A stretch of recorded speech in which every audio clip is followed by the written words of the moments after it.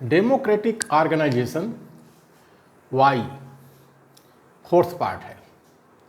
लोकतांत्रिक संगठन क्यों? लोकतांत्रिक संगठन क्यों, ये चौथा पार्ट है। On date our enemy is the Peshwa of Nagpur. On date our enemy is the Peshwa of Nagpur. हमारा दुश्मन आज की तारीख में नागपुर का पेशवा है।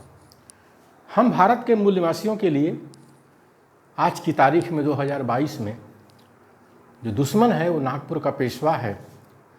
और पेशवा के बारे में जानते हैं कि शिवाजी के राज्य को हड़प लिया था और ये पेशवा मनुस्मृति के कानून को मानता है। पूना की सड़कों पर बहुत बड़ी आबादी के गले में इसने हाड़ी बांध दिया था, कमर में झाड़ू लटका दिया था और जो शूद्र थे, जो किसान थे, उनसे टैक्स वसूलता था, कोड़े मार मार के उनके बच्चों पर जो है उसकी आंखों के सामने गर्म तेल की छींटे मारता था। आधी दुनिया जिसको कहते हैं महिलाओं की नंगी दौड़ करवाता था। ऐसा नागपुर ऐसा पेशवा आज नागपुर में बैठा है। ये भारतीय संविधान का दुश्मन है, लोकतंत्र का दुश्मन है। और जो मूल निवासी बहुजन है, SC ST OBC माइनॉरिटी, जो 90% आबादी हमारे भारत देश की है, तो आज की तारीख में हमारा दुश्मन ये नागपुर का पेशवा है। नागपुर का पेशवा है। इसको बहुत साफ तौर पर देखा जा सकता है। Peshwa belongs to Iranian Aryans. Peshwa belongs to Iranian Aryans. Peshwa ईरानी मूल के आर्य ब्राह्मण हैं। पेशवा जो है ईरान से आए हुए हैं और ये अपने को आर्य ब्राह्मण कहते हैं। आर्य ब्राह्मण कहते हैं। पूरे इतिहास में इसको देखा जा सकता है। जो पेशवा लोग हैं वो जो ईरान के लोग जो पगड़ी पहनते हैं वही पगड़ी ये लोग भी पहनते हैं। इतिहासकार भी मानते हैं ऐसा कि हाँ, पेशवा लोग जो है ईरान से ही आए हैं, ईरान से ही आए हैं। These Arya Brahmins, Aryans mean Brahmins. Aryans means Brahmins. ये जो आर्य हैं, ये आर्य हैं, इन्हीं को जो है ब्राह्मण कहा जाता है। ब्राह्मण लोग अपने को आर्य कहते हैं। इतिहास में इसी तरह से मिलता है। अब चूंकि ये ईरान से आए हैं तो इनके सामने समस्या खड़ी हो गई है कि ये भारत के नहीं हैं। तो भारत में आज मूल निवासी आंदोलन चल रहा है, तो ये जो है इतिहास में जो है तोड़ फोड़ करके ये सिद्ध करना चाहते हैं कि हम भी यहीं के रहने वाले हैं, भारत देश के, जबकि दुनिया जानती है कि ये जो है भारत के रहने वाले नहीं है। These Arya Brahmins are known as polytheists. ये जो आर्य ब्राह्मण हैं ये बहुदेववादी कहलाते हैं। बहुदेववादी मतलब इनके पास ढेर सारे देव देवी हैं। तो जो धर्मों का जो उदय हुआ है दुनिया में, जब पढ़ाई की जाती है तो उसमें आता है कि सबसे पहले जो है इंसान प्रकृति पूजा करता था। तो प्रकृति जो प्राकृतिक शक्तियाँ थीं उन्हीं को लोगों ने देव का रूप दे दिया। कोई जल देव, आग देव, भूकंप देव, ये देव, वो देव, बंदर देव, हाथी देव, जैसे भी हो। तो इसी को कहा गया बहुदेववादी। इनके 33 करोड़ देव हैं, 56 करोड़ देवी हैं। इसको देखा जा सकता है, इतिहास में भी देखा जा सकता है और दर्शन शास्त्र में भी ऐसा मिलता है कि ये आर्य ब्राह्मण बहुदेववादी कहलाते हैं। और आज भी इनके देव देवी हैं, ढेर सारे हैं। सब वहीं से लेकर के आए हैं, तुर्किस्तान, ईरान से हमारे भारत देश में। मोनोथिस्ट्स आइडेंटिफाइड दीज पॉलीथिस्ट्स एज शैतान। तो इन बहुदेववादियों के खिलाफ में जो है एक देववाद का आंदोलन चला। तो वो जो एक देव वाले थे उन्होंने इन बहुदेववादियों को शैतान की पदवी दी।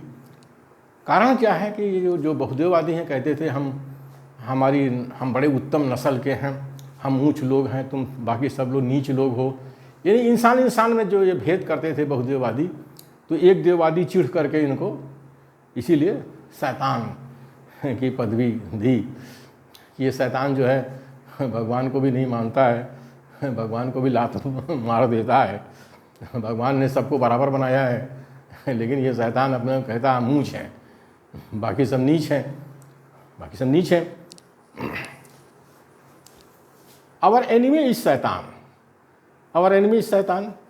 तो सही देखा जाए तो हमारा जो दुश्मन है वो शैतान है, शैतान है, वो इंसान नहीं है। शकल सूरत सब इंसान की है, इसमें कोई शक नहीं है कि इंसान की शकल सूरत नहीं है, लेकिन उसको मनोरोग हो गया है कि वो बहुत ऊंचा है, बाकी सब नीच हैं।